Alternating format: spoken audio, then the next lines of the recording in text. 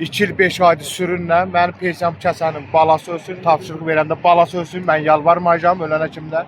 Mən pensiyam istəyirəm, sağlamam qaytar xidmətə. Mən artıq bir şey istəyirəm bunlardan. Bunların başı olsa, bu sosam da mən boş başı olsa, dolu başı olsa başında. Mən pensiyam verir, sağlamam qaytar xidmətə. Mən nəsə istəmirəm o sənin. Yəni bu, bir də bu gəlmişim Milli Məclisin qalanı bizim bu bədəl buradadır, bizim bu göyçək oğlanımız. Oğul, onu xalq səs verim, amma xalqdan xəbəri yoxdur. Mən şəxsən ona səs verməmişəm. Mən nə istəyirəm ki, Allah günlərimdən gülmür. Mən başı dolu olsa, sosam da nazin kalletimi. Mən pensiyam verərəm.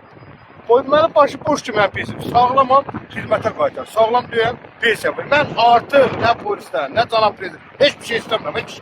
Mən pensiyam istəyirəm. Lipoy kişi gəlsin mənim yanıma, rəisi gəl, Allah balasına. Mənim polisin heç bir problem yox. Yenə deyirəm. Heç bir dövlət. Qardaş, Lipoy oğlan fikirləşsin ki, bir adam maaşını kəsin, nətər yaşasın bu ailə? Mənə onu desinlər də, mənə cavab versinlər. Mən prezidentə müraciət edirəm, Ali Başkomandan. Xahiş edirəm sənə, bəzi bayramlar istəyirəm sizə. Kömək elə mənə. Kömək elə bu iki uşaqla. Mən əskər böyüdürəm kilərlərdə. Bu qapıyı döyən olmur. Kimdən asıl mənim qapımı döysə, mən adamla mən qapıya buraxmaram. Mən verməyəcəm oğul, kim olur olsun. Nə gömsən nə gündəyəm, mənim deyərsin, yaşaşıma baxsanız bəyağı. Mən bu gündəyəm, ay kişini olur. Günləri bitən gün. Hani bunların balaları, bak 104 deputatın balaları harada? Harada da Avropalar var, kan tutsunlar onlar.